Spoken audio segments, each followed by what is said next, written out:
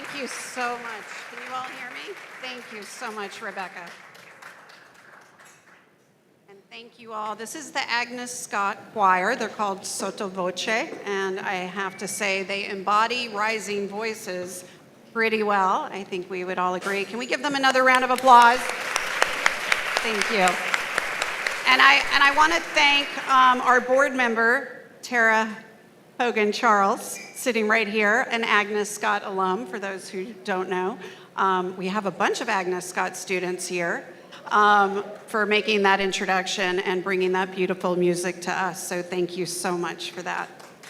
Hi, everybody. It's great to see a packed room. Hola, Senator Esteves. We have some wonderful electeds here in the room with us. We have celebrities in the room with us. You're going to hear from one soon, who's also a passionate activist.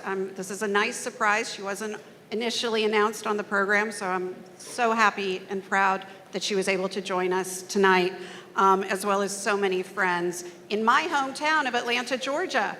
So my name is Isabel Gonzalez Whitaker. I am the COO of All In Together.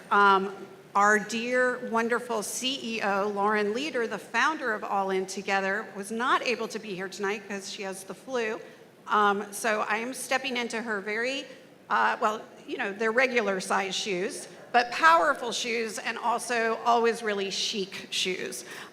So bear with me and thank you all so much for joining us as we step foot here in Atlanta and in Georgia, a state and a city, as Andre 3000, who I went to middle school with, said famously in 1995 at the Source Awards, has something to say. Woo! Let's hear it for that. So clearly, Georgia does have something to say, right? People, the young people, the diversity, the legacy of civil rights. And at All In Together, we are all about championing voices, especially women, because democracy does not exist representative of the country without the participation of women, and that's what we believe in fundamentally. And that's why you see this room tonight full of incredible women, young women, change agents, and allies. So thank you all for being here and supporting each other and uplifting each other. At All In Together, very specifically, our mission is to educate, engage, equip women with civic lessons and engagement so that they can go out and just spread civic change across the world. It's not exclusively about getting out the vote, which is so important, people, and it's not always just about running for office. It's everything in between. And you're going to hear some of those stories and those civic journeys tonight, especially coming from young people who are changing the trajectory of this country. So pay attention, know that this is the work that we do. We're coming back to Georgia in September to launch our community leadership program here. Community leadership program is where we actually educate women from any type of community, voting age, who need to advance their literacy around civics as a way to make change in their community. And I hope that I can welcome you all to be our partner on that. And you can learn more. We have a great program. Use the QR code to sign up. I want you to know that this program would not be possible without HP and P&G, and we have Brittany, woo! Brittany Masalo-Salo, who you will be hearing from later. She's the Chief Public Policy Officer for HP. And so many people in this room, from AT&T to Creatively, who provided student scholarships. Can all the students in the room please raise their hands? Yes, and students of life. There we go. Thank you, SCAD. Thank you, Georgia State. Thank you, Agnes Scott, Emory. Spelman Dems. Where are my Spelman Dems? Woo! Really, we all came together as a community to put this event on. I really want to thank Georgia State University, Andrew Young School of Policy Studies, Agnes Scott College, Do Something, Her Term, and our wonderful co-host, Han Pham. Where is she? Thank you. We have also the Latino Community Fund, the National Asian Pacific American Women's Forum, REP Georgia, the Mayor's Office of International Immigrant Affairs, who I've done incredible work with previously. I can't thank you all enough for being here, and you'll hear from their director, Vanessa Ibarra, shortly. And our media partners, Univision and Support to Report. So thank you all for being here. And really a special thanks to our host committee, Congresswoman Nikema Williams, District Attorney Sherry Boston. I think you brought your whole office. Love it. Thank you. Former Mayor Shirley Franklin, Kenyatta Mitchell from the Mayor's Office, Han, whom I mentioned, and Sandy Feliciano, my Latina partner. Where are you? Woo! From Cox Curry and Associates. And I would be remiss if I did not fully acknowledge the electeds in the room. I already mentioned mi hermano, Senator Jason Esteves. Congratulations, sir. I know you've had a busy week. District Attorney Sherry Boston, Representative Jasmine Clark, thank you for being here with us, and she's going to be talking to us shortly. And we also have Atlanta School Board member Cynthia Briscoe Brown. Thank you, Cynthia. Thank you. Stand up, and if I forgot anybody, please let me know. We've got to acknowledge our electives. In the meantime, I'm going to acknowledge somebody else that I'm very proud is here with us today. I'm honored today to welcome to the stage Malia Baker. She is an actress and an activist who has spoken passionately at Black Lives Matter protests and uses her social media purposefully and with intention for good. Malia represents so much of what we are celebrating here today. She was named one of 17 Magazine's Voices of the Year. She was a Refinery 29 powerhouse, and she was also a breakout star of the Babysitter Club. And Are You Afraid of the Dark, which is actually really terrifying. So, with much more on the horizon. And while we honor her for her important screen work and the representation that she brings to the screen, it is the devotion that she shows to social justice causes and her work as a UN ambassador for Girl Up, woo, that we uplift her today. Please welcome Malia Baker.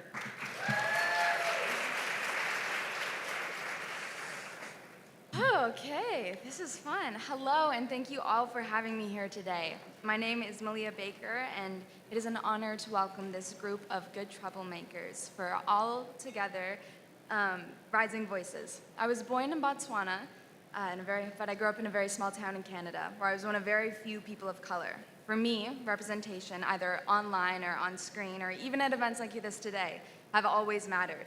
I grew up watching shows where very few people looked like me, and from a young age, I wanted to change that. Being a part of shows like the Babysitter's Club meant young girls who looked like me could see themselves and what's possible, and that there's no stopping anyone with drive and determination.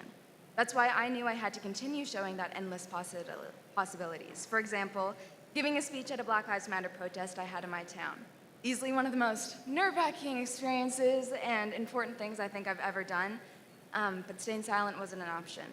As a young person, I want others to know that it's important to step into these conversations. Our voices matter, and the tools to guide us to amplify our crying rallies call for change.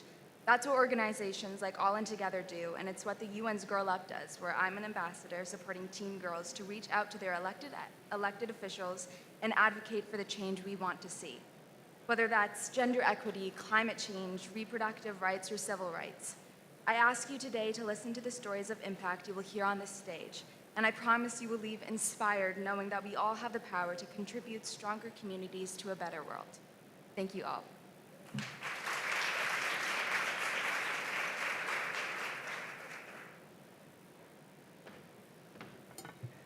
Good evening, everyone. My name is Kiara Powell, and I'm the Senior Manager of Programming and Events for All In Together. So if you're having fun, you're welcome.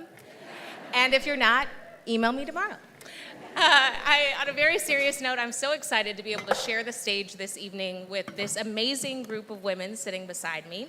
I'm going to give you a little bit of history on their backgrounds before we get started.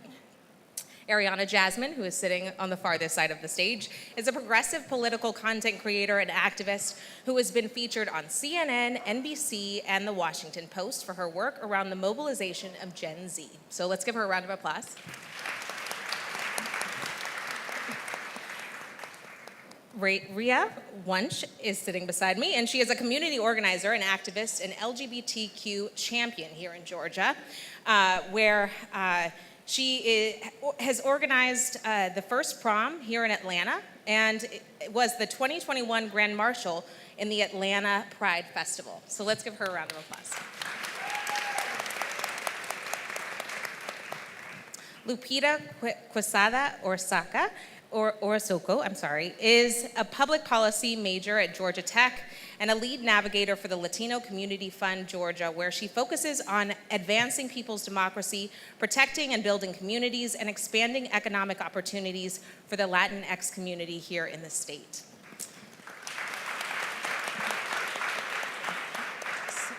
So, our first question of the evening, you guys all have such a unique and interesting background.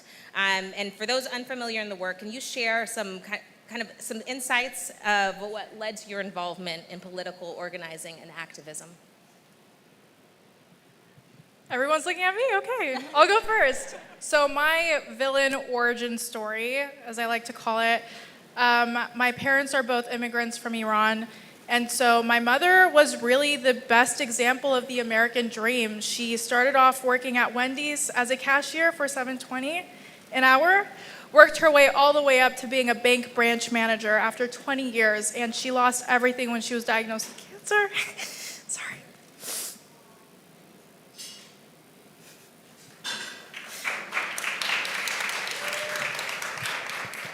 And so that's when I was a director at a non-for-profit, and I dropped everything, and I just went into activism full-time.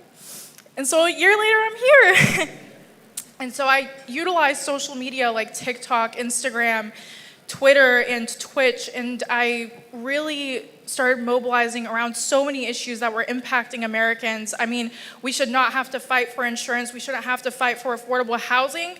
A person like my mother who worked her whole entire life to achieve everything she had, I mean, she should not be fighting for, getting a lawyer just to get insurance. And so I was so fed up after watching her fight for so long, and I decided, I was like, you know what, I'm gonna be the voice for the voiceless. I've been fighting for everything from reproductive rights to housing to voting. I mean, we saw Gen Z really come out, and Gen Z is fed up and tired, and so am I, so that's my story.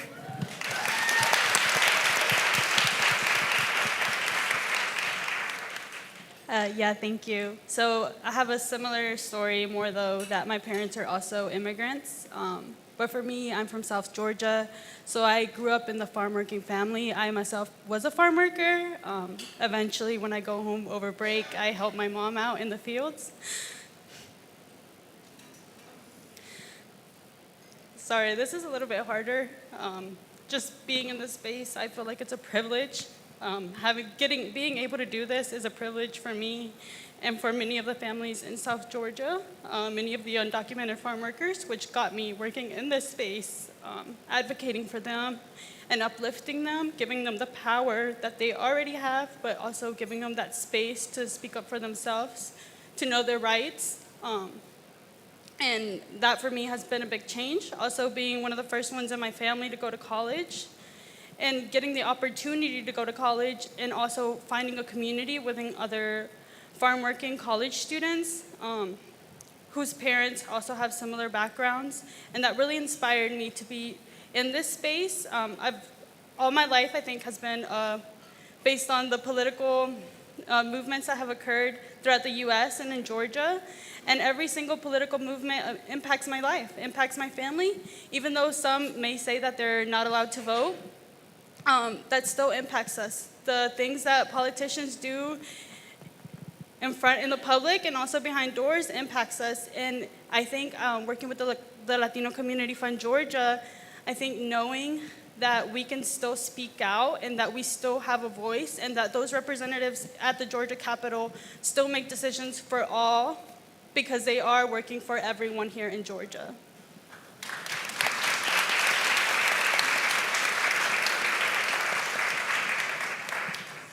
I don't have a particularly emotional story, but I started activism in my freshman year of high school in 2016 when Donald Trump got elected, because I realized that I couldn't rely on people that I was supposed to rely on to make good decisions when it came to politics and elections. So I started off as someone who wasn't old enough to vote, who didn't really have much experience in the field. hosting events and trying to reach out to my representatives, and generally trying to get people who weren't old enough to vote involved in politics. And as Gen Z grows older and registers to vote and comes out in big numbers, we're really seeing how that has influenced elections, especially here in Georgia, as these people who grew up in like the Trump era are becoming more and more involved and really making sure that we have a say in these elections and in politics and the culture that surrounds all of it.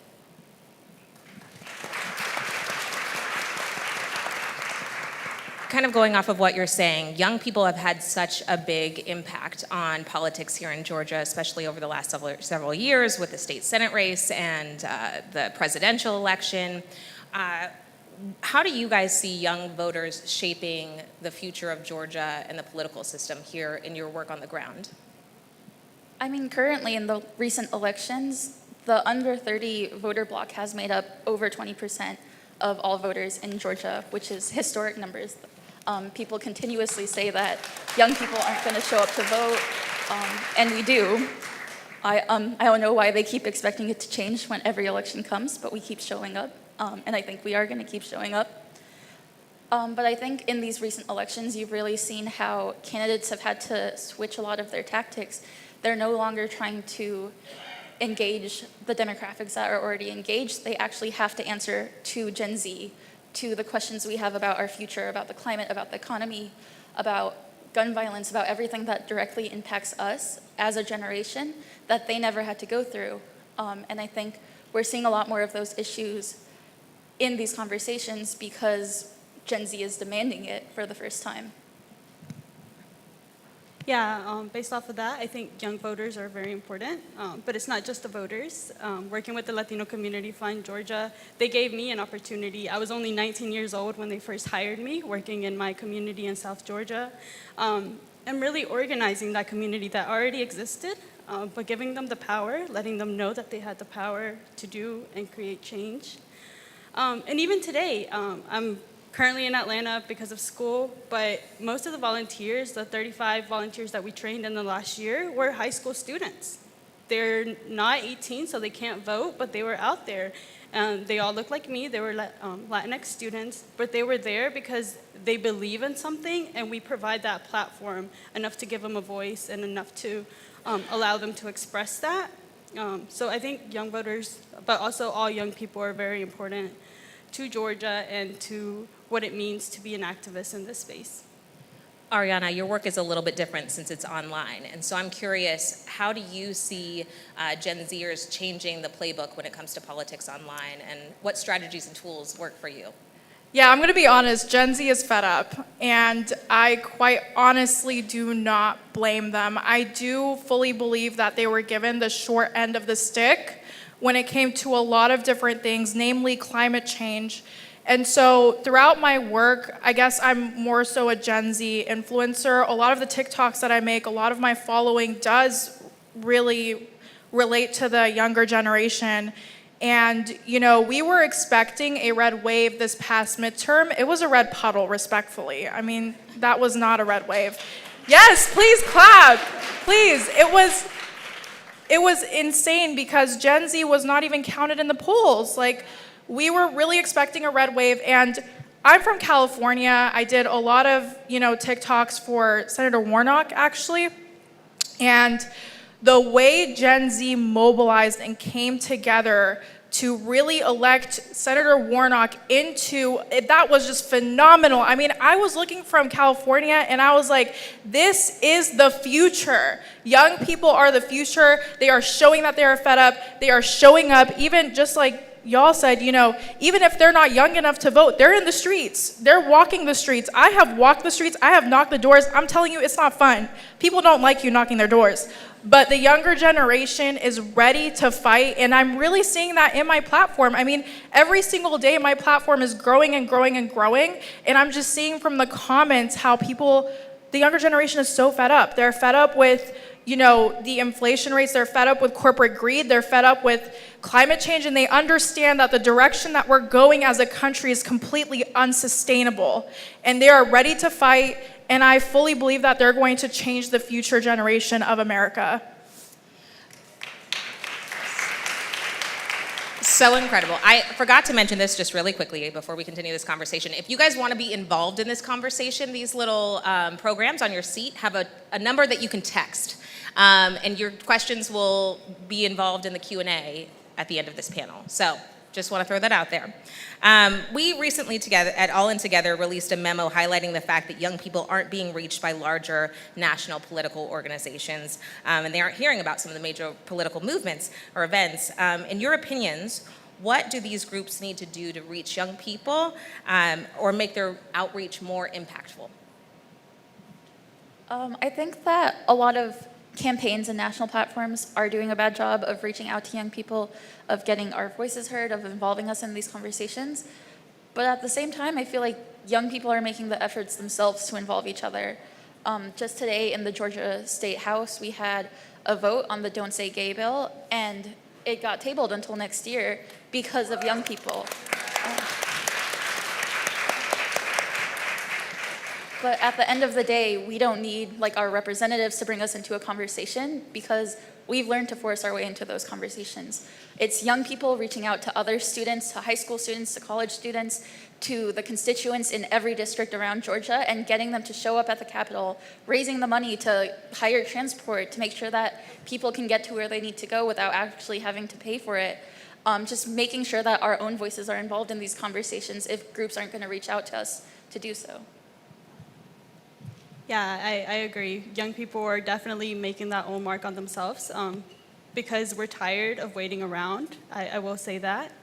But also, again, like, we have been reaching out for young people, not using the language, the Gen Z language. So to really get young people active, we have to meet them where they're at. If we want them in our spaces, we have to meet them where they're at. And we have to be willing to make space for them. We have to be willing to let them take up space and also make that space accessible. As she was saying, transportation.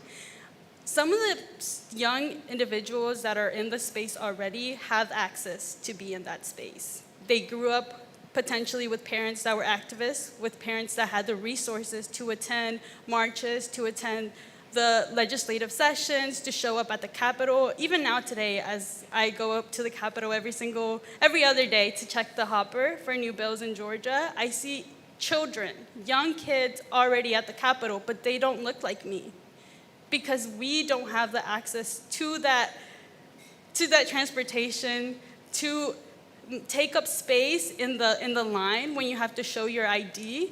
We don't have that same secureness in doing that. So we really have to provide that for young people, especially for Latinx individuals in Georgia. We have to open up those spaces.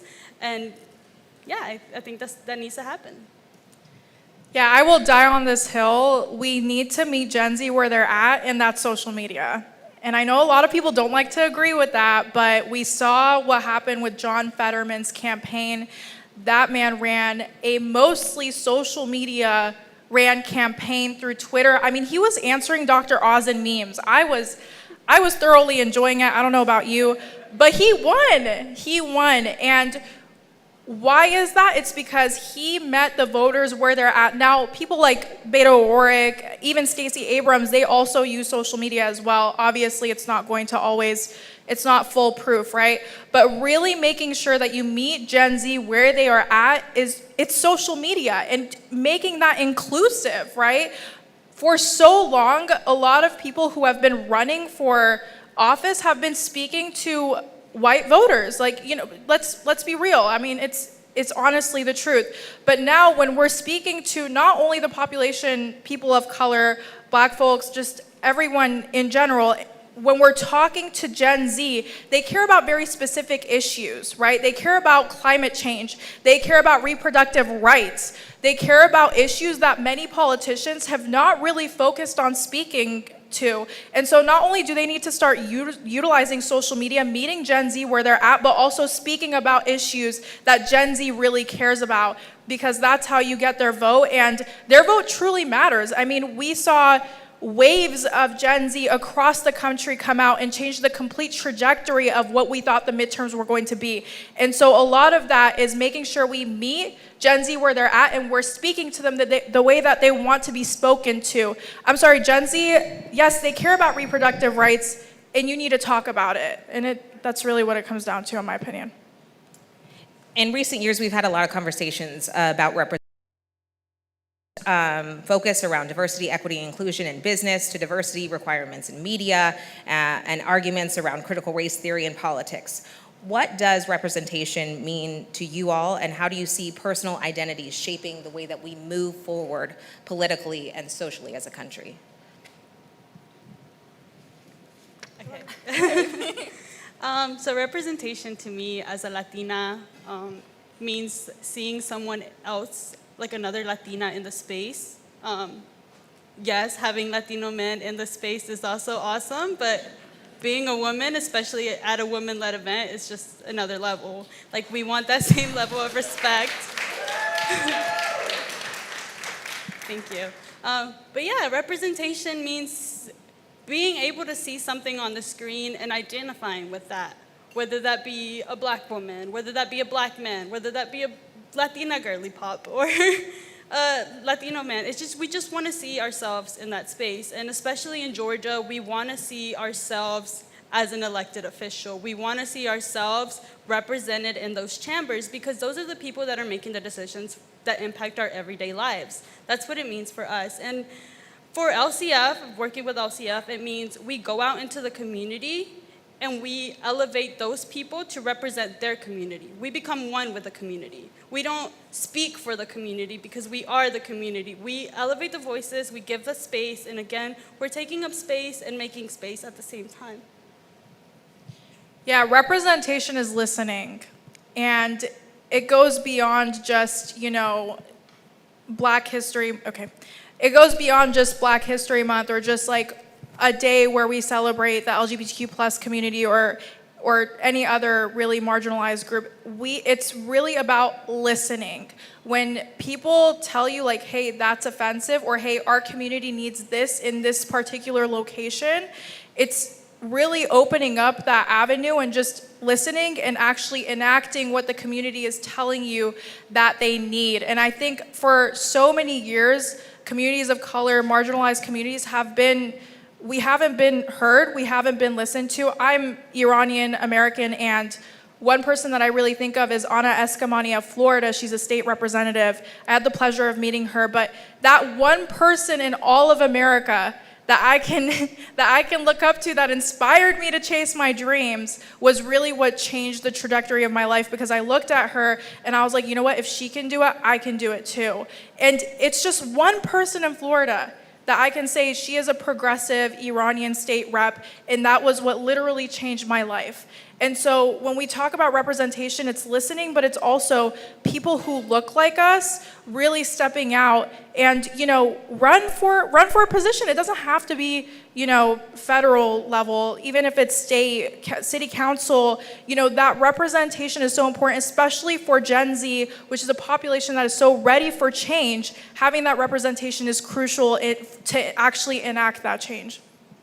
Yeah, and I know when I've had conversations with people about representation, something I hear often is that you can't vote for someone because they're a woman, you can't vote for someone because they're Black.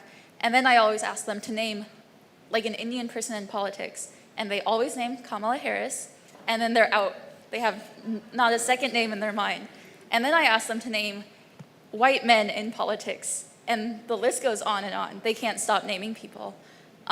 So when it comes to our elected officials representing us, it's not just about voting for someone because they're a woman, voting for someone because they look like us. It's because they have the same experiences that we have. It's because they've gone through everything that we've gone through, and they can represent us as a person in these spaces where marginalized people haven't been represented yet.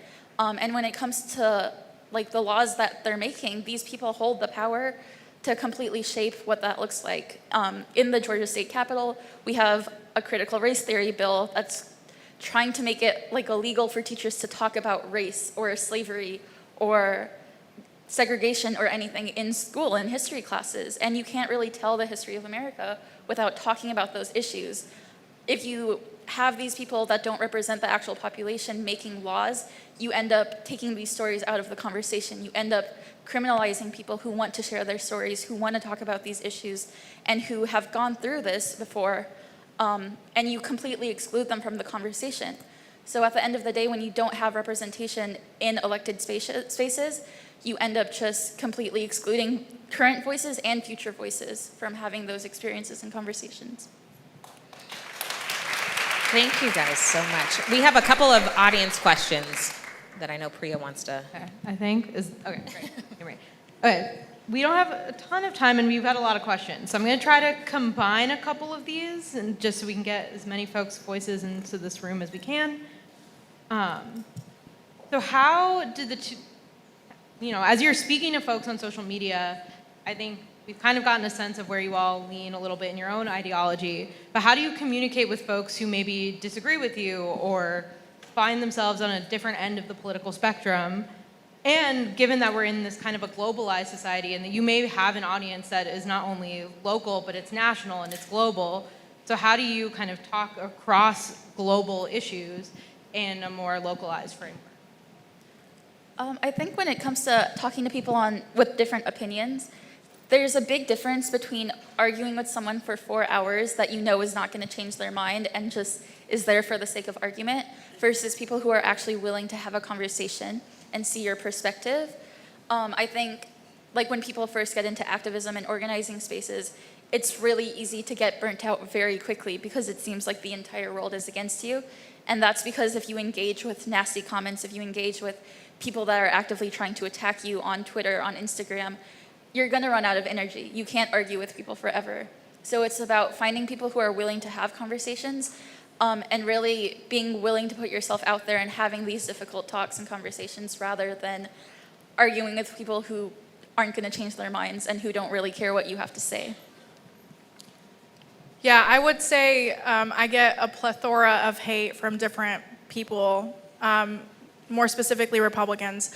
But, two things come in mind. Number one, not everybody is going to agree with you, and that's okay. We are all our own people, and we all have our own opinions that were created based on our own personal experiences.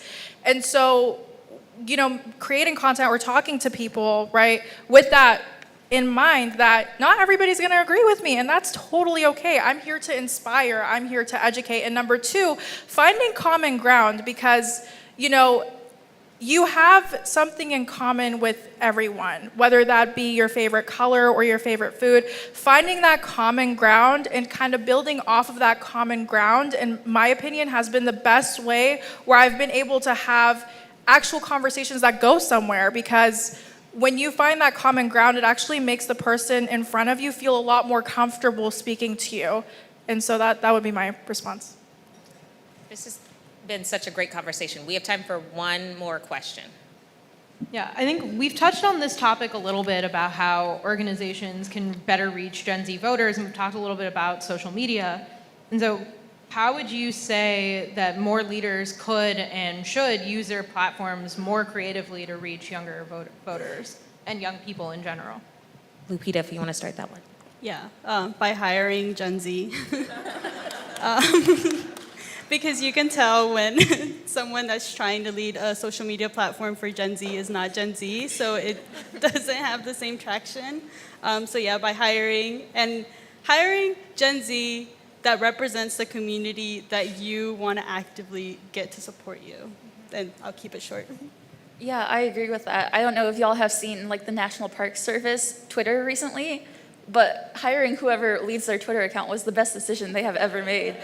I have looked on their Twitter every day for the past week to see what they're tweeting. I don't go to parks very often, but I'm interested.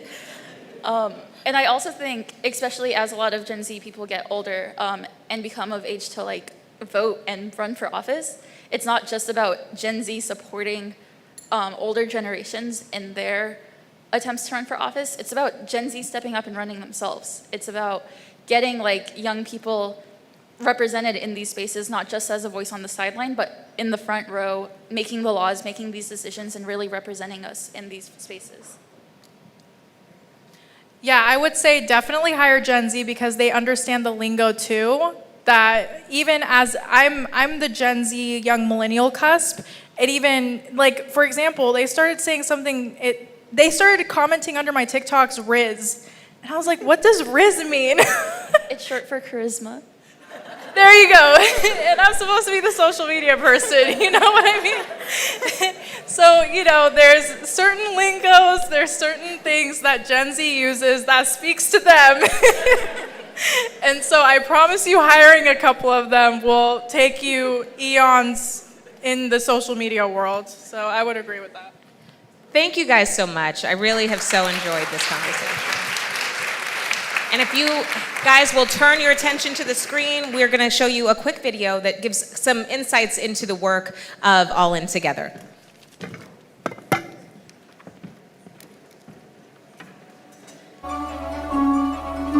My journey on this community leadership has been an emotional one. What I have in front of me is this program that's offering all these tools, these webinars, this knowledge for me to start somewhere. And if we all stand together and if women continue to speak, they're going to have to listen because we're not going to be quiet. That's not what we do. The Community Leadership Program is a national, nonpartisan program that empowers historically underrepresented women and non-binary individuals to fully participate in democracy. We support women to become leaders and catalysts for change in their communities. Women experience vast challenges related to gender equality and political participation. We reach and equip women who have lived at the margins of the political process and help them influence systems and policy to close the gender gap in civic leadership. The CLP provides truly accessible in-person and virtual programming. Our goal is that public policy reflects the insights and experiences of all women using a human-centered approach. I learned that together, women, all minorities, that we can all come together and share our different perspectives and do more for each other. When the young lady was talking about voting and how important it was, when she finished talking, I went over and I filled out my voter's registration card right then and there. I've learned that my voice is very important in my community. So I'm so grateful that I was able to be with a very fabulous group of women today. I will continue to use my voice vocally as the Creator and my ancestors designed. I'm going to continue to speak my truth loudly, amplify the voices that are oppressed like mine.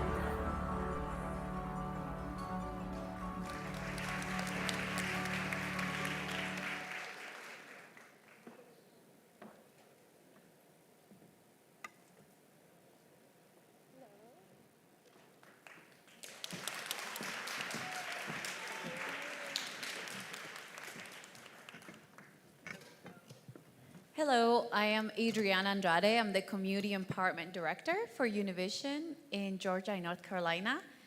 I am very excited to be moderating this panel, Business for Good, and because it's what I do every single day. I oversee the Contigo brand, which helps connect nonprofits with corporations so that we can help enhance their impact.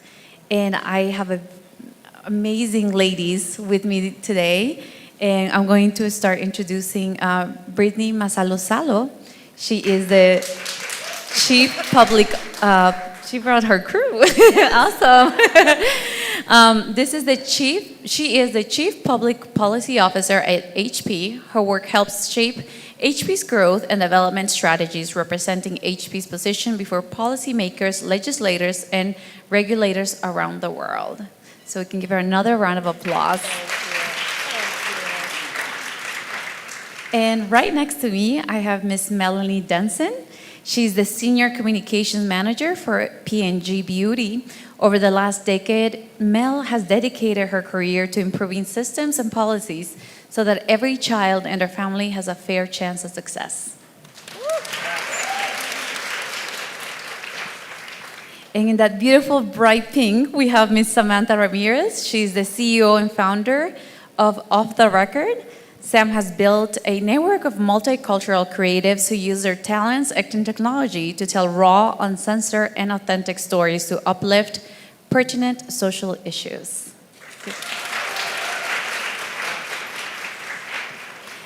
And we're going to start with the first question for Miss Brittany. Uh-oh. So, as a young woman of color in a Fortune 500 company, how do you use your platform to advocate for issues that you care about? Well, let me start by saying thank you for the first question. And I'll say that there's nothing I do that's more important than that, than advocating for the issues that are most important to me. And before I dive more into details, I would be remiss if I didn't acknowledge the tremendous amount of support that I have today. HP showed up to support, but also my Aunt Rose came out, and my Uncle Joe came out, and my family came out to support. And I am so humbled by the amount of support that I have from my family, from my company, and those in this room, because it's a testament to how important the work that we do every single day is. It's something that I'm passionate about personally, and so I dedicate myself to it professionally. I go above and beyond. I chose to work at HP because HP gives me the creative leash and the freedom to advocate not just for the issues that are important to my company, but to the issues that are important to me as a Black woman. And what that looks like tangibly is that I get to go out and I get to advocate for policies like increased funding for our HBCUs. I get to go out and try to help shoot down some of those Don't Say Gay or those anti-CRT bills. I get to invest my time personally and professionally doing that. I have a whole team of support. A lot of them are here today. I'm able to leverage my corporate resources to help amplify my voice. I try my hardest to engage on social media. I'm not that good at it. I'm not that good, but I'm trying to get better. I literally just asked my chief of staff as I was coming on, did we hire Gen X to help us? I literally just asked him that, reflecting on the power of that last panel. And he said, rest assured we did. So I'm trying. I'm out here trying. And I know mentorship, digital equity, and gender equity are very important to you. Can you speak to how you have work with those issues through the company? Oh, absolutely, and thank you for that question also. So I'll start with digital equity. Digital equity is something that I've taken on as a personal passion. I think it's a shame that in America, 29% of people still don't have access to the internet, don't have access to computing devices, large screen computing devices. And we saw during COVID-19 what a tragedy that is. People couldn't go to school from home. People couldn't work from home. And it'll come as no surprise to anybody in this room which communities were disproportionately impacted by that. It was those that are already historically marginalized. And so digital equity is a platform that I've taken on as a personal charge. I've been empowered by HP to do that, and I'm actively working on it. I'm working at federal levels and state levels to help us build out the infrastructure that every single American, regardless of the color of your skin, your orientation, your sexual desire, that you at least have access to the internet. I'm engaging HP and other corporate partners to step into this fight and provide devices for every single American, because at this point, it's not a luxury, it's not a commodity, it's a must-have, it's a necessity for you to be able to engage in the world. And then I'm also working in communities with schools like Spelman, I know you guys are in the house, and also Morehouse, Howard, and others, there you go, to make sure that we also enable digital literacy. So get people connected, get them devices, and then make sure they know how to use it. Thank you. And Samantha, your situation is different because you created the platform. Yes. And you know, as an entrepreneur, you actually built your company based on advocacy at the forefront of your business. Before it was the cool thing to do, and then it was at the top of the list for many businesses. How were you able to do that? Oh my God, when I started business, I did not know I was an entrepreneur because I was an undocumented immigrant, so I grew up with the skills that have proved to be the most important to me in entrepreneurship. That is tenacity, innovation, creativity, and of course, perseverance. And so when I was introduced to entrepreneurship by a brilliant Black advertising agency CEO, Kent Matlock, he saw the entrepreneur in me. And he said, hey, you have the makings of an entrepreneur. I was a failed YouTuber making YouTube videos because I felt like I wanted to tell my story. I wanted to own my narrative because everybody else was telling the story of immigrants, but we weren't hearing it from ourselves, right? And undocumented immigrants are seen as invisible people. They carry themselves as invisible people many times. And so he said, hey, you could create your own business. You have a skill for storytelling. And that's when I started to, start my agency Off the Record. And through that, I was like, hey, I want to tell stories that matter. My goal was never, I want to go out there and make a whole bunch of money, even though, hey, I like money. It was like, I want to tell stories that are not often told. I want to bring on people who look like me or who look different to tell their own stories and to inspire other people to tell their stories also. And so that's how, Off the Record got started. Our mantra is creatives who give a damn, because I wanted us to make sure that everything that we put out there, everything that we stood by what we believed. And 2020 came around. People used to tell me, you'll never make money doing it that way. You can't run a business off of your heart. And 2020 came around and it proved that, hey, brands needed to pretend many times that they care, right? People needed to put a black square on Instagram to prove that they cared about Black lives. Dreamers, the term came around and everybody needed a dreamer. Right? And so we were already doing that. And that's really what led to us being able to get hired by, big brands and corporations and nonprofits and change makers to help them tell their story in an authentic way. Thank you. And we're going to dig more into that and how to tell when companies are pretending and just kind of checking something off the box and when they're doing something meaningful. But now we're going to ask Melanie, I know you've been involved with your D&I works and efforts at P&G. How have you been able to use your platform to make changes within the company? Really great question. I would like to change the word platform to relationships. No movement has ever been able to accomplish or be changed unless you have more than one person. You had a community behind it, right? And so for me, myself, I wouldn't say my platform is the relationships that I've been able to build. Everyone is being influenced by something or someone, right? And everyone is being motivated by things that they feel are important to them personally. And so finding ways to connect with individuals in a real way has been the fuel that has helped me being able to have really good, real conversations. Because let's be honest, yes, we work in corporate, but we also live in the communities. We also go home at night, right? And so the things that we hear about outside of our corporate walls are the same things that we experience at home. And so we bring that into work and say, okay, what is the role that we can play? Yes, I'm at P&G. We have a lot of scale. We have a lot of reach. We might not be the answer to the problem, but we can help play a role to help fix it. And so for me, what I've been able to do is, as a mother, as a Black woman in America, a mother of a Black boy that I am raising, bringing that into the workplace and being able to have conversations of, we have brands that are supposed to be inclusive to this consumer. How are we ensuring that, I heard one of the young ladies say, we're being representative, that we have the right people behind these brands that can really authentically speak to it. Are we truly reaching and showing up in the places where we need to be? And what are we doing beyond selling products? What are we actually really doing to invest in the community and support the community? So I've been able to help drive some of those conversations internally to help our brands think differently on how we show up every day. Thank you. And Brittany, so a little birdie told me that you're going to be leading HP's Racial Equity Social Justice Task Force. I want to know what some of your plans are for this task force over the coming year. And for those that are not familiar of how a task force works, could you give us some background on what they are and how they're formed? Yes, and thank you, Michael, for planting that. I will start by maybe bouncing a little bit off of Mel's answer here, because I loved that question. And I was hoping to get the opportunity to bounce off of that, because the work that I'm doing for HP's Racial Equality and Social Justice Task Force is exactly as described.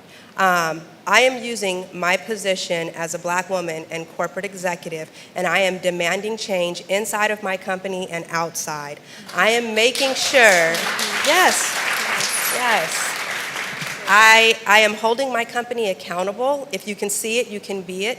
I want to make sure that every young Gen X Black woman in HP sees me and knows me, has my telephone number, my email address, that they can reach out to me. And that's not just within HP. Anybody in this room, I extend that offer to you too. Because I want to be an advocate, I want to be a mentor, and I want to be a sponsor. I'm also leveraging my position as a corporate executive to put pressures on my peers. I'm putting pressure on the company leadership. So when the vacancy came open on our racial equality task force, I immediately raised my hand, not just because I'm a Black woman and you tend to see Black people doing the Black work, but I raised my hand because I knew that I was the person for the job. I knew I had the trust of the leadership that I would be able to be effective in making tangible change within the company. So that's why I'm doing this work. So what is the work specifically? HP's Racial Equality and Social Justice Task Force has 3 pillars of work. The first pillar is our people pillar, and that's about identifying our workforce, diversifying our workforce at all different levels, from the VPs and the C-suite on down through every managerial level, technical roles, software developers, and such. I am pulling data and I'm setting very ambitious goals, and I'm holding leaders and hiring managers accountable for achieving those diversity goals. The second pillar is our industry outreach. How are we partnering? HP is a Fortune 50 company. You said Fortune 500 when you introduced. I did. It's a Fortune 50 company. And as a Fortune 50 company, there's a lot of purchasing power there, a lot of purchasing power. How can we make sure that that purchasing power is being extended to doing good in our society? So I'm holding my company accountable to making sure that our purchasing power is being used to extend our reach and our societal mission.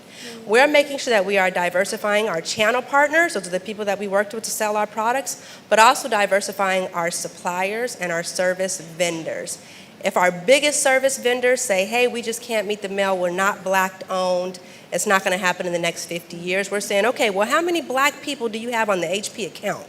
Because we want your top talent, we want your Latinx, we want your indigenous workers working on the HP account, because we want to see them succeed. And then my last pillar is what I call my local national pillar, and that's the work that I'm doing out in communities. So I'm taking part of the dedicated resources that HP has set aside to do this work, and I'm saying let's apply this to the advocacy work in the communities that are most important to us. HP has an office in Alpharetta, Georgia. Part of my team is here, so the greater Atlanta area is part of that work too, and we're going out and saying what nonprofits, like All In Together, can we partner with to make systemic change to help diversify not just HP, but beyond, and uplift our communities all around the country. And by the way, I'm starting this work in earnest, robustly here in the United States. This is a global mission, because I believe that equity is a global conversation, so while we're starting here, watch out, watch what happens 2, 3, 5 years from now. Amazing. Can't wait to see. Thank you. And as we continue to talk about the way your company is working to advance local communities, Samantha, I know in 2022, you work with Fair Fight Action developing a campaign called Civics for Culture. And that focused on engaging Black and brown youth in Georgia to be civically engaged. Can you tell me more about how this campaign and other campaigns that you worked on help advance local communities? Yeah, definitely. So Civics for the Culture was the brilliant Chelsea Hall's idea. She wanted to make sure that, and she was Stacey Abrams' advisor for a long time. I think she still is. So she had the idea to create this show that actually spoke to younger audiences. She wanted to make sure that people had access to education and that they knew how to get out there and make their voices heard.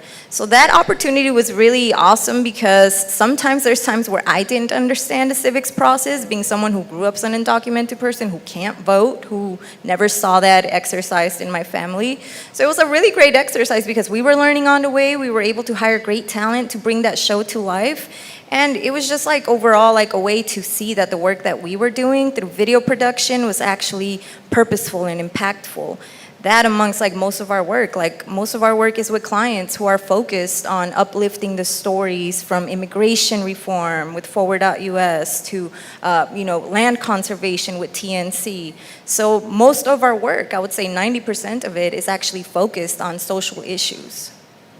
Thank you. And I want to move to a question to all of you ladies. And how can businesses do good while also doing well? And what are some of the tension points in this equation? And we'll start with Melanie. All right, cool.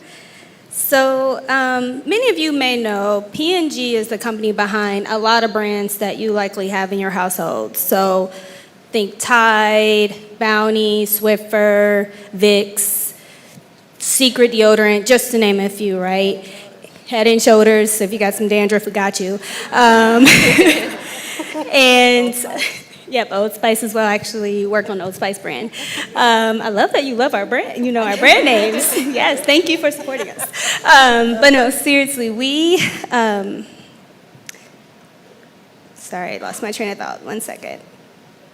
How can your business do good while doing well, and what are some of the tension points? Yep. So as I shared, we're a company that has a lot of brands, and we're also one of the largest advertisers in the world. We do not take that lightly. We're also one of the largest consumer good manufacturers in the world. And we recognize that we have a responsibility as a global citizen to not only be a force for business market growth, but also be a force for good in our communities. As I mentioned earlier, we know that P&G isn't the answer, but we realize we have a lot of power, influence, and scale to really impact and influence conversations to make real change around those really tough issues of inequalities and specific things like environmental issues. So for us, we hold that true. So when we say force for growth and force for good, yes, we have superior products where, hey, if you sick, girl, I got some Dayquil for you. Or if you had a party and your friends messed up your house, I got some Bounty paper towels, some Swiffer, Mr. Clean. I got all of that for you. But also, again, how are we then taking that a step further and making a difference? And there's 3 principles that we hold true internally that helps us determine how can we show up as a force for good in our communities. The first one is around this idea of really listening. P&G was one of the first companies to really pioneer the field of consumer research and consumer understanding, and really understanding the psyche behind why do consumers make certain buying, purchasing decisions. What are those tension points? What are those motivations? What are the things they really care about, the issues that keep them up at night, and the things that they worry about day in and day out? And how do we use that to fuel some of the business decisions that we make? So for example, on Olay, for years, the brand has been known as a brand for anti-aging. We realize as the populations become more diverse, we need to find a different way to reach that different diverse consumers. Let's be honest, if you have melanated skin, is anti-aging the first thing you think about? No, yes. Discoloration, moisturization. And so just with that insight, for talking to consumers that are more diverse than the average consumer that have sold to for years, has changed the way Olay even shows up. The second thing that we also look at is, as well as is also, does it make sense for us to show up and have conversations? You know, we have this tool internally called the 4 R's, which is reach, representation, relevant, and resonance. And it's really a barometer for our brands to really understand, do we have the right to actually have a say in the conversation that's happening? Quick example behind that is right after George Floyd and in the midst of COVID, we found that there was a lot of pressure on organizations and business to really walk the talk. You saying all these statements, you putting things out on social media, but are you really doing things actively to make change? And one of our brands, My Black is Beautiful, we've been around for 15 years prior to George Floyd, and the whole purpose of that brand was to elevate and celebrate Blackness. And so we took that opportunity as a brand that has always stood for equality and really shedding a light on the true Black experience to have conversations and help not only bring awareness to the general public of what is going on amongst our marginalized communities, particularly Black, but then also how are we providing resources? We had funds, salon funds, and different funds that we did to help further some of those hardships help fix some of those hardships that some of our consumers are facing. And then the last thing I'll share, and the last point for us, is we constantly keep this mindset of what if and what needs to be true for us to go further. And from a global lens, because we are a global company, one challenge that we found is just when doing your laundry. Does anyone know what the biggest driver of carbon emissions during your laundry experience is? The energy it takes to heat up the water in your machine. And Tide, as one of the larger brands, we found that if we can just somehow create a formula and a technology that works and that is just as effective in cold water as in hot water, it can help reduce the carbon emissions and further educate consumers on that. And then also, if you want to look beyond the US and some other regions across the globe, some folks don't even have access to hot water. So how do we have products that also help them get clean clothes, but then also helps play our role in trying to help fix some of the environmental issues? Again, where we don't see ourselves as a solution, but we see ourselves as a partner in really trying to make that change and definitely tapping and listening to consumers to help guide us. Last thing I'll say is from a tension standpoint, we believe doing good is doing good business. There isn't one without the other. The only tension that has bubbled up for me in this conversation is that we are a global company.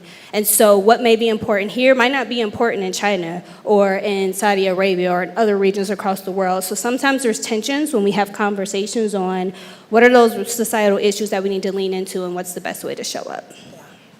Thank you, Melanie. That was good. I love that. I love that. You said all the points that I would have covered. But I will offer something else on this. So the question at hand, how can we make sure that we are able to do good and do well, and what are the tension points? Correct. So to that question, I'm going to give a major shout out to Gen X, because Gen X gives companies all of the top cover that we need. So when we come out and we say, we have to make sure that we offer reproductive rights as part of our comprehensive health care package. Why do we have to? Because our customers say so. And our customers are not going to buy from us if we're not meeting their ideological needs. So we have to provide that. Where do those tensions point last? Those tensions points are usually ideologically based when we have policymakers in office that hold some sort of power over us. They're going to restrict our ability to do business in their state, or they're going to divest from our funds as part of their pension package. They threaten us economically with this leverage. But then we're able to come in with a business justification. Thank you, Gen X, for giving us that business justification. Thank you for aligning your dollars with your values, because you help us do the right thing because we want to do the right thing, and now we have some backup telling us that we need to do the right thing. So to the three young ladies that were up here using their voices and their platforms, using their activism, please continue to do so. Please continue to do so, because we need that, we want that, we appreciate it, and we support it 100%. So we have, thank you. So it's our consumers that are asking for it, but increasingly, and this is going to be for the millennials and older in the room, our investors and shareholders are asking for it too. So when you move just from buying HP's products to wanting to invest in HP's stock, make sure that you're asking those questions too before you're investing your dollars, because then that helps give us that business justification. Because at the end of the day, I'm not going to mince words. I'm not going to say that we're not still a corporation. We do still have a fiduciary responsibility to our shareholders, and we have to prioritize that, because we won't be a business at all if we don't do that. We won't be. So as we try to walk that fine line, try to make sure that we're doing good and still doing well, Gen X is exactly what we need. Thank you. I'm just gonna keep it brief for mine. I'm gonna say that as a smaller business, an independent business, sometimes doing good means that you're not always gonna do well, right? And it's like, I've been there, where you take a stand on something that you really believe in and you wanna do good and you don't do well. And sometimes when you're doing really, really well, you have to do a gut check and look in the mirror and say, am I still doing good? Right? And those are the moments that you have to be honest with yourself. And I've experienced a lot of those moments, and you experience them through failure and to being honest to yourself. And so I just want to make that known, that if you are becoming an entrepreneur or business owner, doing good won't always mean doing well. Thank you.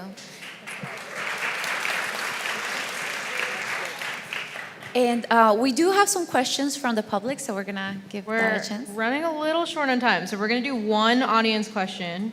We're gonna do it, make like a quick kind of round robin. And so how can young people connect with the business community to advance social change? And maybe we can do like one like specific action people could take. I'll start there. You can start by sending me an email.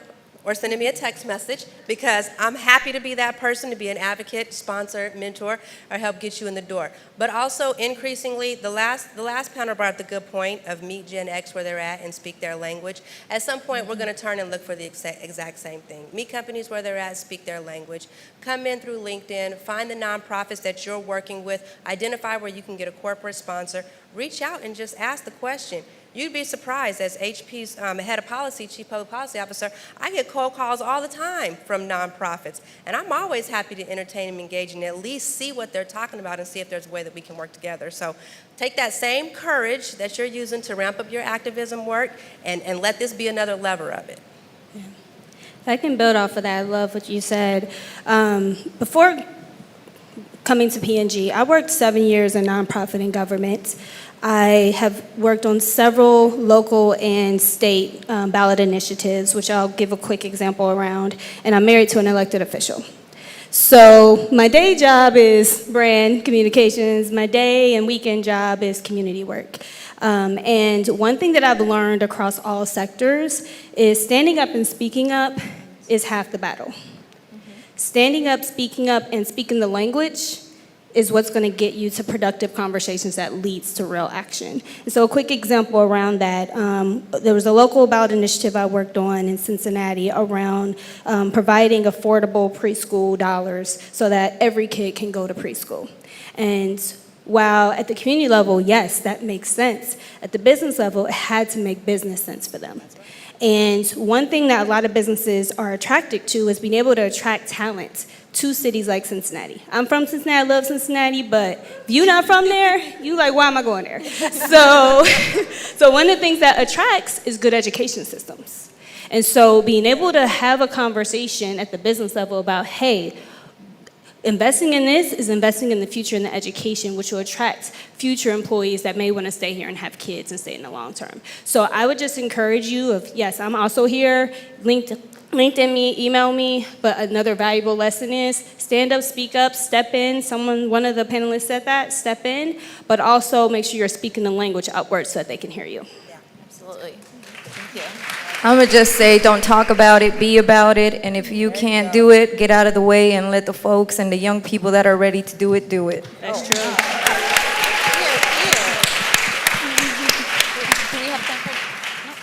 Okay, well, thank you, ladies, so much. It has been a pleasure to share the stage with you. I do look forward to working you more. And really, you have been such a fountain of information and, just hearing from ladies, young women at leadership roles who are making the change within the companies is so inspirational. So thank you all for your insight. And I really do hope this is the first panel of many more to come with All In Together. So thank you again. Thank you.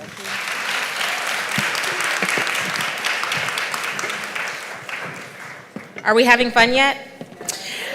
Our next special guest was unable to be here tonight in person, so she sent a virtual greeting instead. Please turn your attention to the screen as we welcome Rising Voices co-host, Congresswoman Nikema Williams.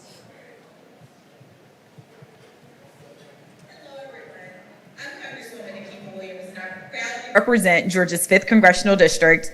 I'm so honored to be a co-host for Rising Voices. I'm so sorry that I couldn't be there with you this evening, but I still want to welcome you to the program. I know that our democracy is stronger when young people participate and make their voices heard.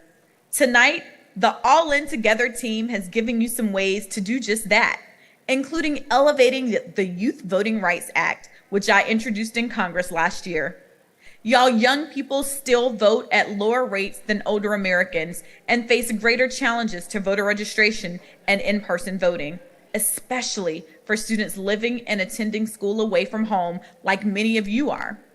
Young voters' mail-in ballots are rejected at disproportionate rates, and I am proud to be the lead sponsor of the Youth Voting Rights Act, which will help solve some of these problems and make it easier for young voters just like you to exercise your constitutional right to vote. On the theme of young people making themselves heard, I'm delighted to introduce the next group of speakers that you're about to hear from.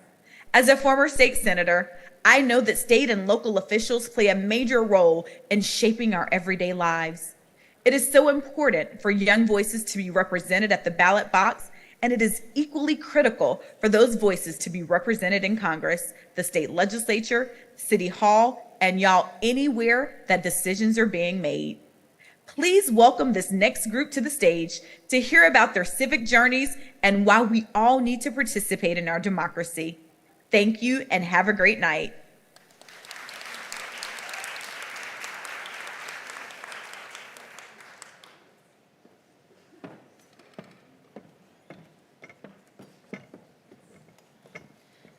Hi, everyone. My name is Priya Langovan. I am the Director of Research at All In Together. And what turned out to be bad luck for council member Bakhtiari, who is unfortunately sick tonight and cannot make it to join us in person, turned out to be great luck for me because now I get to moderate the panel and the conversation with these amazing women right here.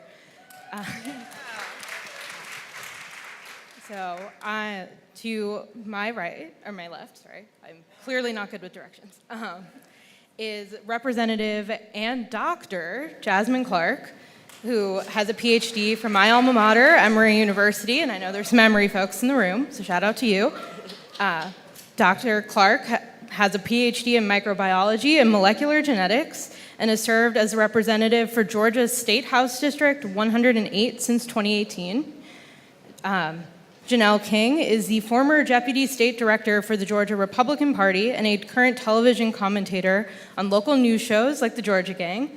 And Vanessa Ibarra is the Executive Director for the Atlanta Mayor's Office of International and Immigrant Affairs, where she leads outreach and represents Atlanta on the global stage and with the immigrant community, both within the city and the surrounding areas.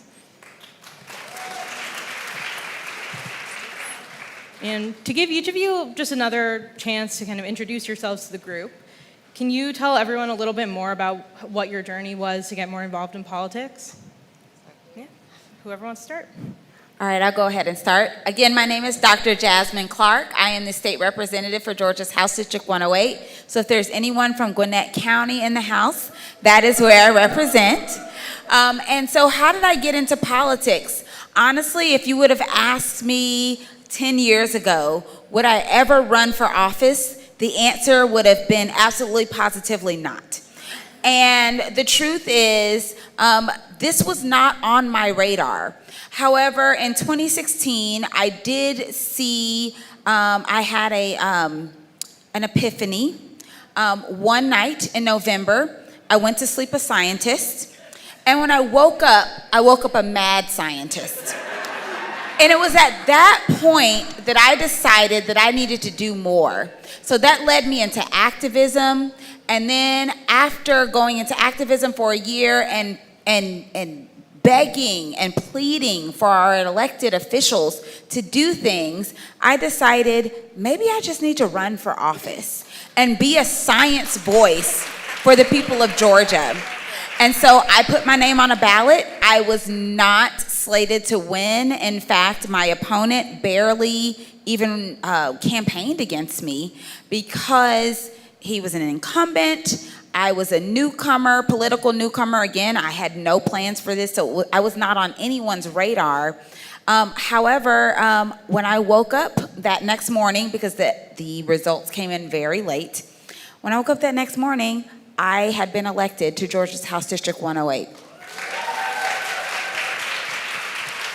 And since then, I have taken very seriously that I ran on being that science voice for Georgia, and I try to do that every single day that I'm at the state capitol, asking questions, holding people accountable, demanding transparency, and so that's how I got where I am today. So my story started on the campus of North Carolina A&T State University, Aggie Pride. Oh, I'm an Aggie. So I went to a HBCU, and I loved it. When I graduated, another Aggie? Oh, another HBCU. When I graduated from college, it was during the Obama era, and I really wasn't involved in politics at all. I was raised in pretty much an apolitical family. We just didn't talk about politics at all. What I noticed, though, was that there was a lot of conversation around the word nonpartisan, and I didn't quite know what that meant.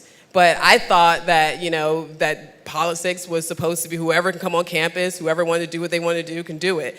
But I saw a lot of I saw the word nonpartisan a lot. However, it wasn't nonpartisan. I noticed that I didn't hear anything about the Republican Party on my HBCU campus. I didn't know about it. I didn't even know it really existed because most of everything was directly geared towards the Democrat Party. And so I really felt like something was a little off to me. So I did some research, and I didn't research people. I researched party platforms, and I noticed that the platform of the Republican Party spoke to how I was raised, and so I just identify as a Republican. That being said, I didn't know that I was a minority in the party. That came later, but that's what I said, okay, I'm a Republican. I ended up graduating, I moved to Georgia, and I was at an event where I was helping someone who was working with youth, and he told me that he was going to run for office, and I asked him which political party, and he said Republican, and he was a black man, and I said, okay, great. So my first real Republican that I met was a black man. So I still didn't know that we were a minority. So when I agreed to assist and help him, he sat me down and he said, I'm just going to inform you that when you go out there, you're not going to be received as well as you think you should be or you may expect to be because you are not a part of the majority of the party that has the majority of black people. And so I didn't quite understand that, but I said, okay, all right, I'm cool with that. So went out, did some door knocking, and quickly realized that I was not a part of the majority.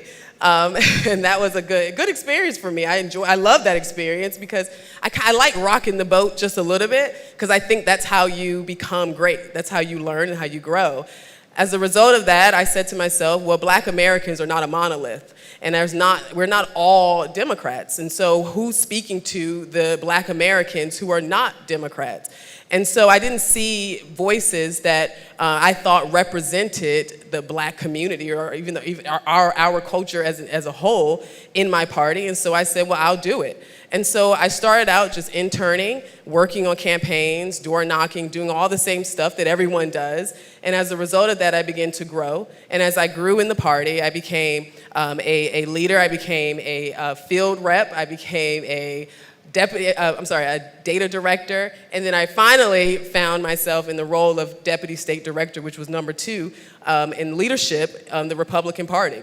And a lot of people didn't know that because we just didn't push it. I didn't care that I was the first black anything. I cared about the fact that I was in politics in general and that I was leading and I was talking about merit-based leadership. And so from there, after becoming the deputy state director, I moved on to going into media, and that's when I became a panelist on the Georgia Gang. And then from there, I started doing Fox News, and now I'm a Fox News commentator. And I really, really enjoy media. But I have to say that one of the things that I pride myself on is trying to educate people on what America really is. Because I hear a lot about us being a democracy, but we are not a democracy. We're a constitutional republic. And I don't know if people know that, but we're a constitutional republic. So that's what I kind of, took a lot of my energy and put it into educating people on what America is and how we were able to grow and become a greater country.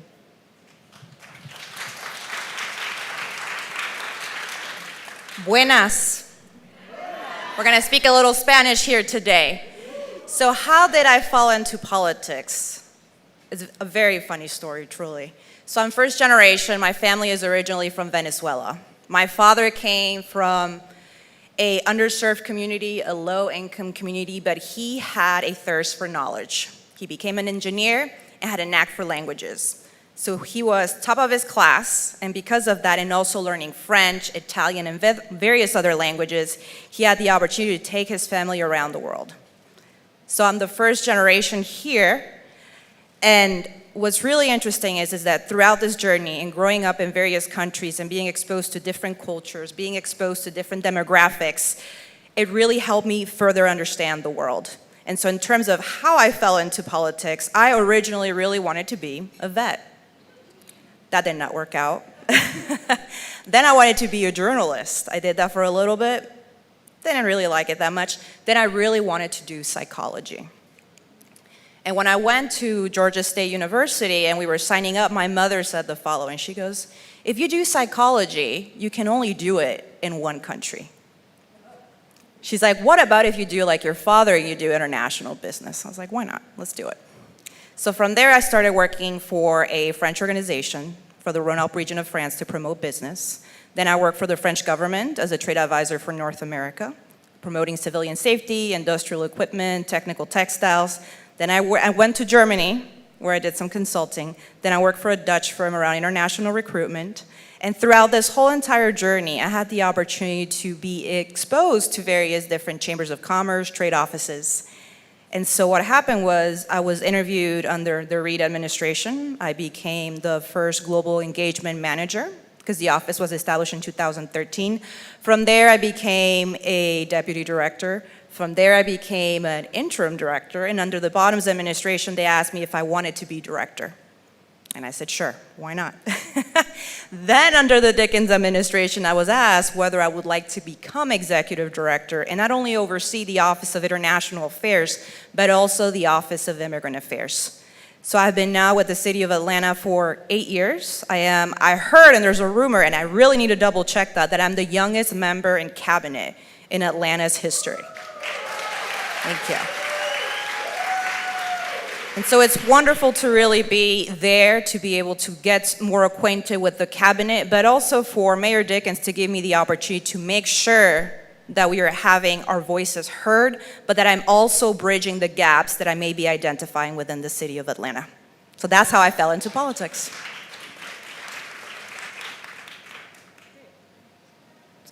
I can't talk. Okay, great. For a second I thought I'd turn this off. So we do quite a bit of research and polling of young voters at All In Together, which so I'm going to take a second because I forgot to do this at the top. On your program, there is a QR code that says like take action, I think. If you scan that, there is a link to the memo I'm going to talk a little bit about. But there's also a number of actions from some of our other community partners like Do Something, and some of our other local friends. So if you want to just take a second at some point, either now or before you leave this room, to scan that code and see how you can get involved before you walk out of this room tonight, I suggest that you do so. But one of the things that we see a lot in the polling that we've done is that there's a little bit more of kind of a generational divide, right? That despite, we have the sense that kind of all young people are progressive, which may or may not be true, right? I think there's some data in that memo that you can take a look at for yourselves. But one thing we do see is that young people tend not to be tied as closely to political parties, right? So how do you kind of see in the work that you're doing, and maybe Janelle, if you want to speak to this a little bit within the Republican Party, how young people are shaping political parties and our political discourse writ large? And for everyone on the panel, kind of, do you think that young people will be able to bring the country together in a way that's different than we're currently seeing in our incredibly polarized political environment? Whoever wants to start. I'll take this one. I do believe that particularly Gen Zers are shaping the conversation. I am a firm believer from just doing strategy, political strategy for over a decade, that the dominating voice dictates the discussion. And right now, Gen Zers are most certainly the dominating voice. And I don't think that's a bad thing. I consider myself to be a Zennial, which, because I'm not quite, I'm considered a millennial, but I'm a little bit older, I'm on the tail end, so I really identify a lot with the Gen Xers and the millennials. But I do believe that the Gen Zers are dominating the conversation right now. As a millennial, I remember when the millennials were dominating the conversation, and young people tend to do that. That being said, we see that through just the topics. A lot of times when, in my party, we are an older party, so a lot of our conversations are around the Gen Xers and the baby boomers, and we were just starting to bring in the millennials, and now we got to bring in the Gen Zers. But the conversations were really focused on inflation, economic issues, business, entrepreneurship, things like that. Well, Gen Zers have forced the conversation into the social realm, where we're talking a lot about social issues and climate change and things like that. And I don't think that's a bad idea. I think where the misconception comes in is that if we're not prioritizing on the Republican side climate change above inflation, then it appears that we're neglecting it. And that's not the case. It's not that we don't care about climate change. It's not that we don't care about green initiatives. I mean, my husband, I have to acknowledge my husband and my son are here, and my husband is very much so into nature. I mean, he taught me so much about animals. I mean, we love that. We want to preserve our parks. We want to preserve nature, and we're really into that. However, we just think that there are issues that are a little more pressing at this time, because I do know that there are people who are suffering from what's happening with inflation, and we've got to put that at the top of the list, in my opinion, because if you can't feed your children, people don't care about what it feels like outside. If you can't fix some of the personal problems that's happening in your families, in your homes, then we can't talk about whether or not it's cold or hot. Like, that's something that we're just not prioritizing at the moment because we feel that there are some other pressing things. So I do think that we have to do a better job on the Republican side of messaging to younger people, of making sure they understand that we don't dislike or we're not disconnected from these issues. We just feel as though there are some issues that we're hearing that we think is a little bit more pressing. And so I want to, I guess, continue that and respectfully disagree that when it comes to things like climate change, that's not disconnected from inflation. When it comes to things like reproductive rights and access to health care, that's not disconnected from inflation and our economy as a whole. And I think that's something that I hear from Gen Zers. They are making those connections. And so they're saying, don't tell me that climate change is not important because this is more important, because the earth the way you're treating the earth today is the earth that I will inherit when I become an adult. And I want to be able to live on this planet. We don't have anywhere else to go. Well, for now, we don't have anywhere else to go. And so, I'm the co-chair of the Georgia Future Caucus. And the Georgia Future Caucus is a bipartisan caucus. We have two chairs, myself and a Republican. And we work together and we talk about issues that are important to our younger voters. And the reason why we do this is because we do recognize that there is a bit of a generational divide in the state capitol, up in Washington, D.C. There is a generational divide, but overall, there are places where partisanship is actually getting in the way. Hyper-partisanship is getting in the way of us getting stuff done. And so if we spend so much time deciding that this is a Democratic issue or this is a Republican issue, and therefore I can't even talk about it, I can't even engage in a conversation with you, I can't even have a genuine, honest conversation with you about this, because if someone sees me or hears me having this conversation, then I'm going to be at odds with my party. Gen Zers are not trying to hear that. They're not. They're like, these are the things that are important to us. This is what we want you to be talking about. And so get in a room and figure it out. And that is why I think there's so much power in our younger voters. I am empowered by our younger voters. I love that they're showing up now in numbers, and I love that they're going to continue, because I know they're going to continue to show up in numbers, because I do think that they are changing the conversation and they're saying, leave your partisanship at the door and just get stuff done. I have to say something. I can wait till the end if you want me to, because I don't want to mess it, but I have to say something. I agree with you 100%. The hyper-partisanship is hitting us a lot. I see it a lot on my side. As a Republican who happens to be black, I am attacked 24/7, mostly by black people who look like me that's from the opposite side of the aisle. I don't understand it because in most cases, I don't even know these people. So I agree with you 100%. I would love to see our young people disengage from the nastiness of politics. It's happening on both sides of the aisle. We have some extremists on our side. There's extremists also on the left. And I do think that we have to figure out a way to bring these conversations together.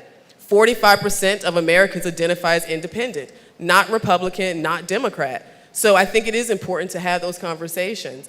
And then, to your point, I really want to make sure it's clear that I'm not anti-climate change at all. I just know that the earth will be here. Probably, and it will sustain itself past my generation.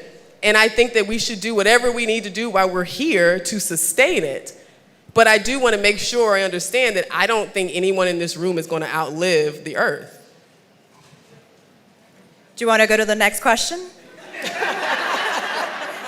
Because at this point, I don't think we're going to get through all the questions and get questions from the audience. Okay. Well, so I guess I will move to the next question. But, you know, I think we do have a really wide range of involvement on this stage, right? We have an elected official, we have a party official, and we have an appointed position, right? And one thing that I will note, right? Most of us are not going to run for office, let's be honest here. So for many people, appointed positions and party positions are both the entry point and the end point into political involvement.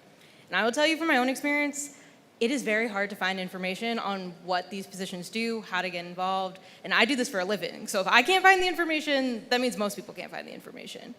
But, so I do want to ask both of you for what's your advice for young people who want to get involved in these types of positions? And for Representative Clark, for those folks in the room who may consider running for office, what's your advice to them on how to get started, how to find the right information to step into these roles and eventually be sitting on stages like this one? So happy to take a deep dive into that one. I think government institutions really need to make an effort, right? I call it navigating the alphabet soup. There is so much information out there, so many different websites that it becomes not only challenging, but intimidating. And also, as I also work a lot with immigrant communities, is that information in their language? So perhaps a lot of them do want to engage with the communities. Perhaps a lot of them are interested in running for office. But how are they supposed to know how to have access to that information? And so I'll talk for the office and the city of Atlanta. We do have a language access line known as I Speak ATL. And we have seen a drastic increase in the number of calls that we are getting needing interpretation services. Another thing that we have been doing, we talked about earlier, the other panels talked about social media. We are very active in social media because it is a tool not only to communicate with everybody outside of City Hall, but also to communicate internally. And so that is something that we have been focused on very much so is we're using Twitter, we're using LinkedIn, we're using Facebook, we're using TikTok, we're using all these various resources in order to be able to really engage our communities. As past panelists said, let's meet the generations where they are. And so, for example, in my team, we do have Gen Zers, we do have millennials. I work with boomers, I work with Generation X. We work across all the various generations because everybody has something to bring. And so I think that is what is key here is to continue to provide that information, but to make it in a way where it's easy for folks to be able to navigate it. Because otherwise, you're not doing a service to anybody. And again, making sure that it is accessible in the language that they speak as well.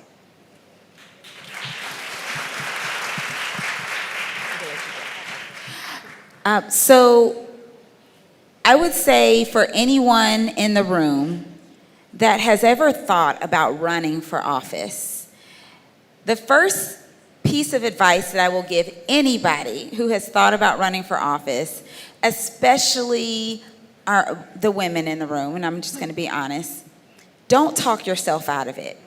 I think a lot of times we tell ourselves that I have to have every single piece of the puzzle put together before I can run for office. I'm gonna get closer because I want y'all to hear this. I work with a lot of people, over 200 people.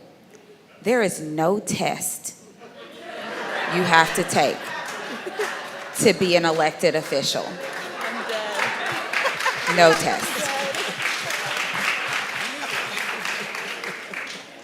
The only thing you have to do is pay your qualifying fee, be eligible, and win your campaign. That's it. And so I'm telling you this to say you can do it. You have the smarts, you have the intellect, you can do this. Now, that's the easy part. Yes, I'm gonna run for election, but as a person who had no plans of ever running for election ever in my life, I did find that there were some barriers to entry. Number one being information. I didn't know where to start. And so I leaned on other elected officials to help me get started. So I'm here today to say that if you are thinking about running for office, you can reach out to me, but there are also other elected officials that will help you on your journey. Don't talk yourself out of it. Find someone who is in the position that you want to be in and sit down and have a conversation with them. And after you do that, get started on indexing and working on your campaigns and your fundraising, and go ahead and put your name on that ballot. And don't think that you have to run for Congress. We need people at the local level. We need people running for school board. We need people running for city council. We need people at all levels of government. And I know there is at least one person in this room that their name should be on a ballot in the next upcoming election. You're hearing me right now, and you know who I'm talking to. I can't see because the lights are really bright, but you're in here. Don't talk yourself out of it, do it. And if you need to reach out to somebody, you can start with me. I will get you connected to the right person. I agree 100% with what you said. You know, don't talk yourself out of it. I think being here is the start of it. I mean, that's how I started. I started by just educating myself, by just doing research. And I did independent research, and I paid attention to making sure that I wasn't looking for things that aligned with what I wanted to see. It's called information bias, right? I made sure that I was doing research because I just wanted to know the core of where things are. So I think starting here, being in this room, you know, listening to this, being open to a different perspective, that's how you start in politics and for my journey, because I wasn't an elected official. I sit on a board now, but I wasn't doing that in the beginning. I was part of my young Republicans. I did all the stuff that everyone's doing right now. So I say keep doing what you're doing. Don't be discouraged, but make sure that you are not locking yourself in to one side. Make sure that you do your research on both sides of the aisle, because I do. I most certainly research the other side of the aisle, probably more than I do my own. So I definitely think that that's where it starts, just making sure you're full of information. I think we're going to go to some audience questions.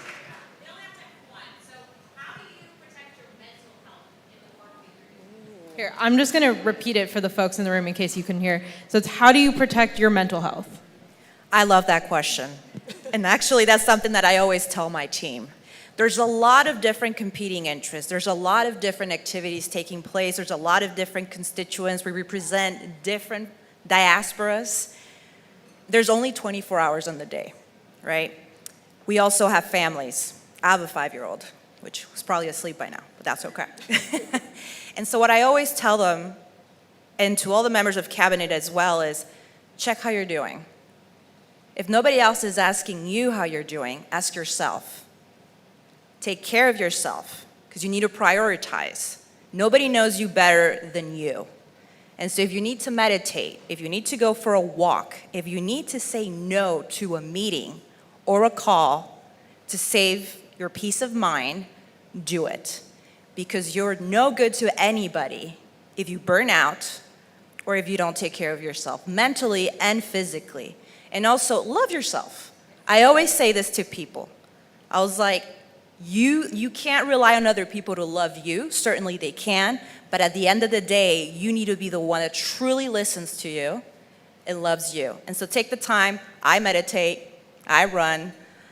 I mean, my colleague here, Paulina Guzman, our deputy director, I end up buying pets left and right. They're my emotional support animals. And so whatever y'all need to do that sparks that joy and keeps you going every day, do that.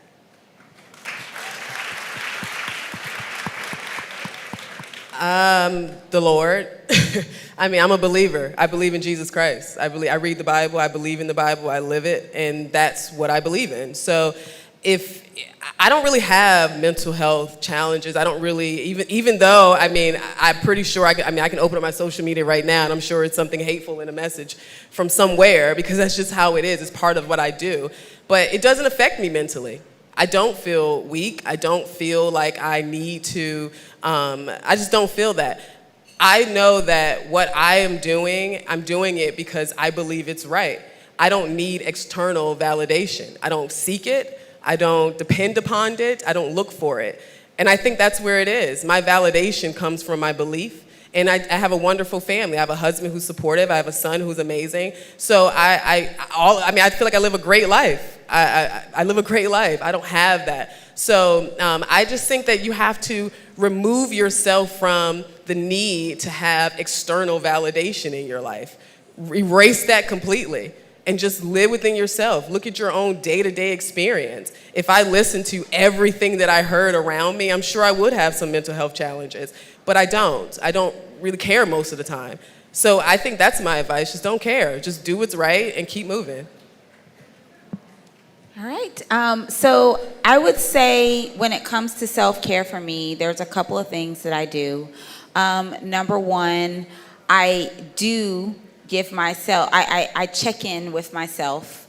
That's really important to me. I just want to make sure, Jasmine, are you okay? Jasmine, are you eating?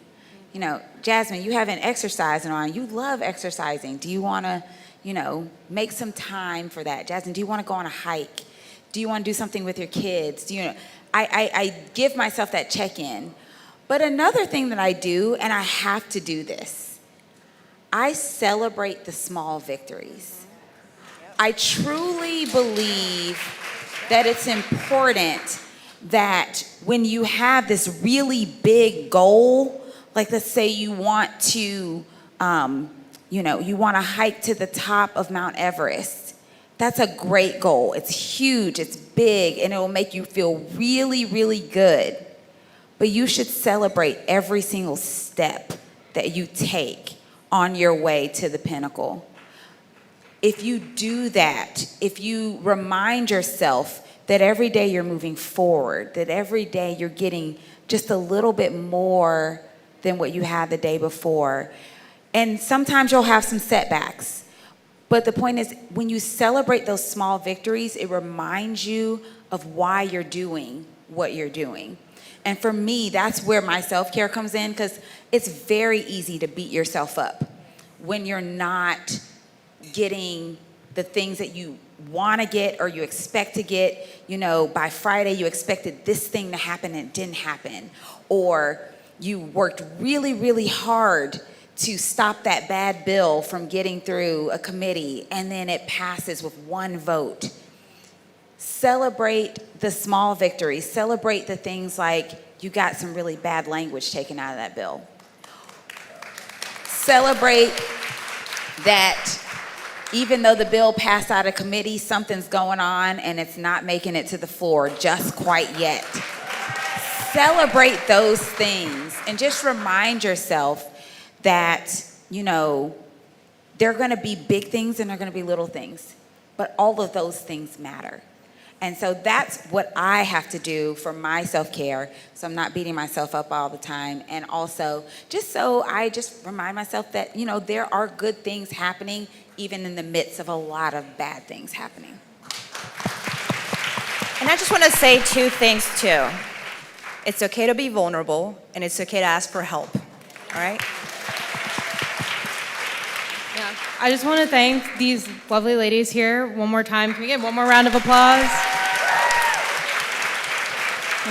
Thank you so much to all three of you for being here. And I think we've got someone on our team who's going to close us out for the night. So I'll turn it back over to Isabel. Okay, I hope everybody here leaves a little bit more informed and a lot more inspired, and learn a little bit more about what we're doing. Please take the flyers that are on your table, look up the QR codes, get the information about the programs. There's a survey as well we'd love for you to take, and then we'll see you back here in the fall. And thank you to Commissioner Hall, who stepped in as well, and Councilwoman Reese. We appreciate all the electeds who showed up this evening.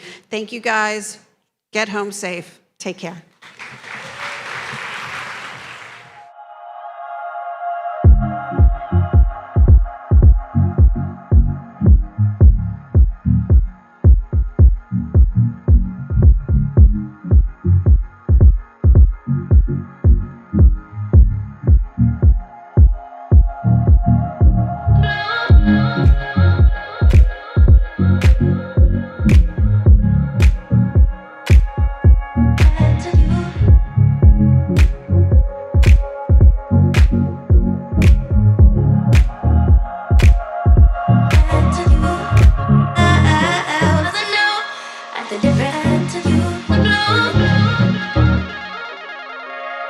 To you, I, at the different to you.